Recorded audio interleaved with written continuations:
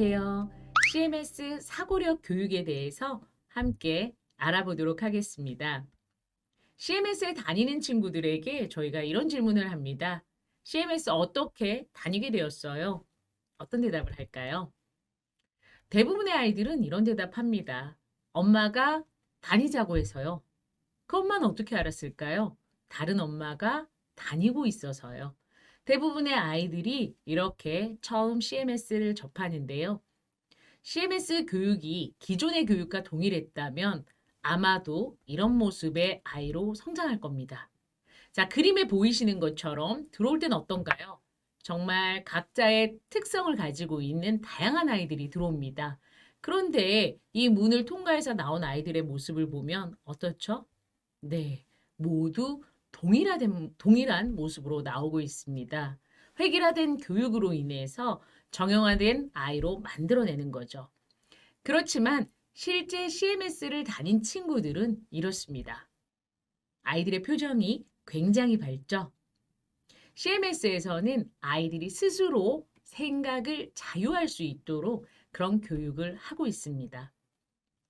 지금 앞에 두 사진에서 보여드렸듯이 지금 우리에게 중요한 것은 어떻게 교육해야 하는지를 다시 생각하고 그에 맞춰 우리 아이들에게 학습을 시켜주는 것이 필요하겠습니다.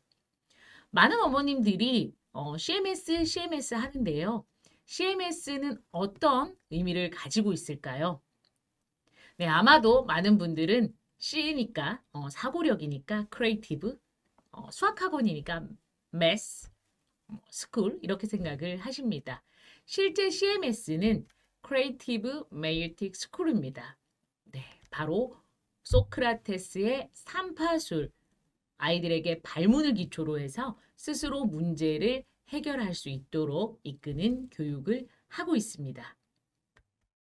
자, 이 소크라테스 삼파술에 대해서 한번 알아볼 텐데요. 소크라테스의 어머니가 산모를 도와서 안전하게 출산할 수 있도록 도와주는 산파였습니다. 어느 날 소크라테스가 엄마가 일하는 모습을 곰곰이 지켜보니, 아, 저거는 교사가 학생을 교육하는 것과 동일하다라는 생각을 했습니다. 즉, 직접 아이에게 가르치지 않고 발문을 통해서 아이가 스스로 생각해서 답을 찾아낼 수 있도록 이끌어주는 안내자. 이게 바로 교사의 역할이라는 거죠. CMS에서는 소크라테스 삼파술에 기초하여 아이들을 학습하고 있습니다. 자, 그럼 왜 이런 학습을 해야 할까요? 기존의 우리 아이들이 어떻게 문제를 풀기 때문에 이런 학습을 시켜야 될까요?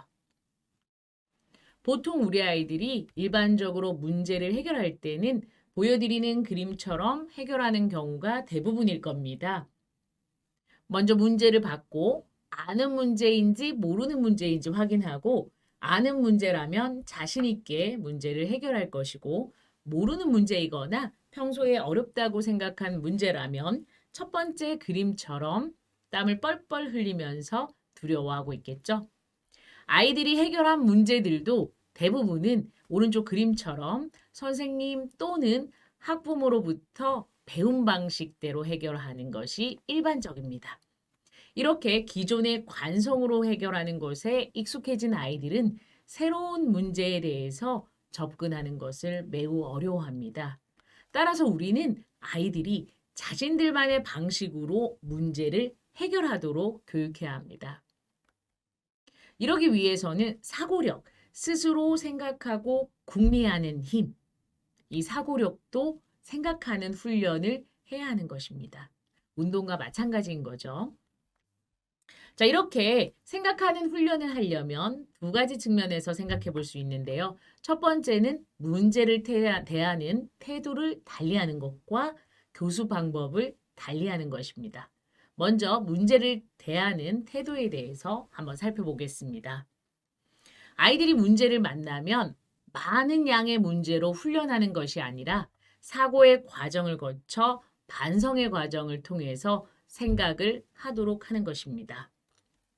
지폴리아 교수의 4단계 문제 해결 전략이라고도 하는데요. 먼저 문제를 받고 문제가 의도하는 바는 무엇인지 문제를 이해하고 이해한 것을 바탕으로 어떻게 해결하면 좋을지 해결 계획을 짜고 그 해결 계획에 따라서 자신만의 생각으로 스스로 문제를 해결합니다.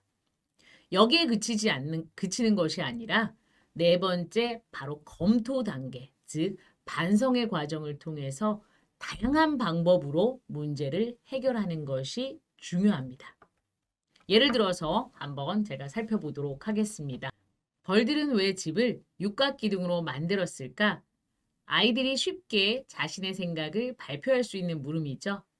다양하게 자신의 생각을 발표하면 그렇다면 벌집은 어떠한 형태를 지녀야 할까?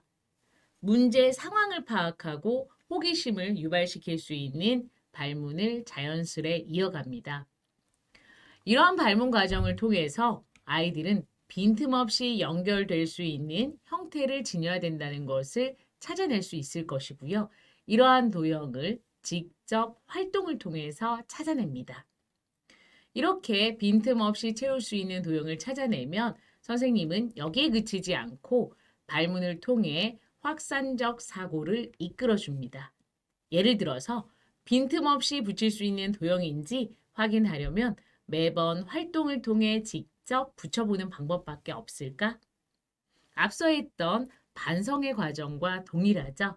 기존에 했던 방법이 아닌 다른 방법으로도 주어진 문제를 해결할 수 있을지 고민해 보게끔 유도하는 발문입니다. 추가로 발문도 확인해 주시면 좋겠습니다. 자, 이렇게 빈틈없이 채울 수 있는 도형을 모두 찾았다면 추가로 또 다른 호기심을 자연스럽게 유발합니다.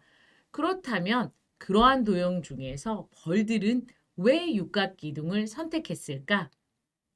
이러한 활동을 통해서 아이들은 도형의 넓이, 기본 개념을 이해할 것이고요. 어떤 도형이 가장 넓은지 역시나 활동을 통해서 주어진 답을 스스로 발견하고 찾아갑니다. 이렇게 예시에서 보셨듯이 사고력은 교과와 별개가 아니라 아이들이 교과의 기본 원리를 재미있게 스스로 활동이나 게임을 통해서 알 수 있게끔 이끌어주는 수업이라고 생각하시면 되겠습니다. 자, 그럼 두 번째에 대해서 한번 살펴보겠습니다. 첫 번째, 문제를 대하는 태도를 달리한다에 이어 두 번째는 교수 방법을 달리한다입니다. 지금 그림에서 보시는 것은 선생님만 즐거웠죠? 왜 그럴까요? 바로 주입식 강의이기 때문이죠.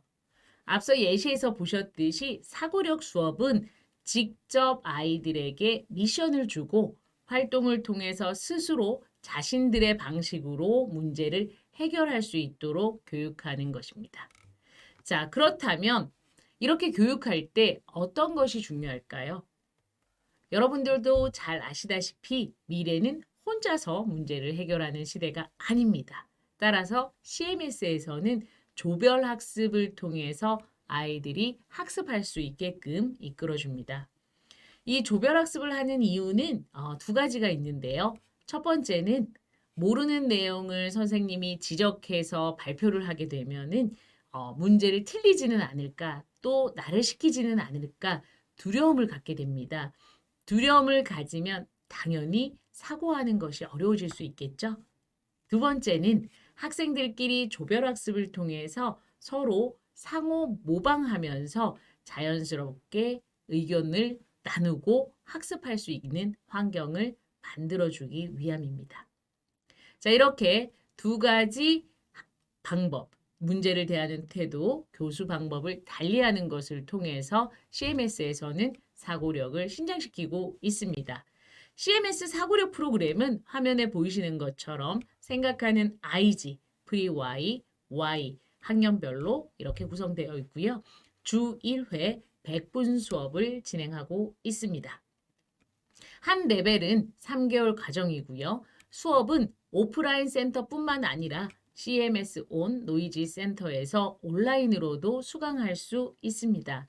온라인 수업에서는 오프라인 수업과 동일한 사고력 컨텐츠를 활용해서 수업을 진행하고요.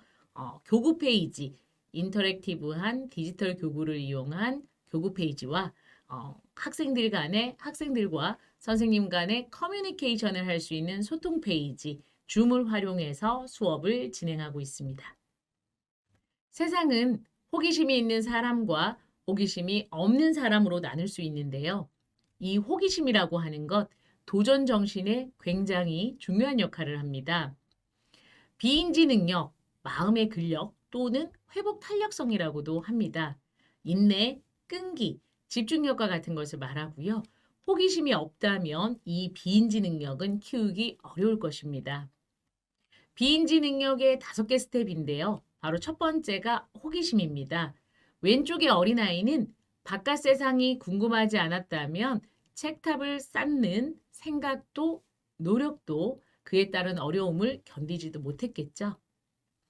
호기심이 있어야 흥미롭고 흥미로워야 좋아하고 좋아해야 어려움을 견딜 수 있으며 이러한 과정들을 거쳐 마침내 즐기는 단계가 될 것입니다. 사고력, 스스로 생각해서 나만의 방식으로 문제를 해결한다는 것은 쉬운 일이 아닙니다.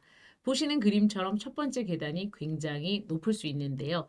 이 계단의 높이를 낮게 느낄 수 있게 해주는 것이 바로 호기심입니다. 재미있게 학습하는 것이 무엇보다 중요하다는 얘기죠. 이 첫 번째 계단은 비록 높을지라도 오른쪽 그림을 보시면 점차 가속도가 빠르게 붙는다는 것을 알 수가 있습니다. 마지막으로 아는 자는 좋아하는 자만 못하고 좋아하는 자는 즐기는 자만 못하다라는 말이 있습니다. 수학이 어렵고 재미없는 학문이 아니라 즐기고 다양하게 생각하면서 흥미롭고 호기심 가득한 학문이라고 생각할 수 있게끔 학부모님들께서 꾸준하게 다양한 생각의 거리를 아이들에게 제공해 주시면 좋을 것 같습니다. 이상으로 사고력 교육에 대한 설명을 마치겠습니다. 감사합니다.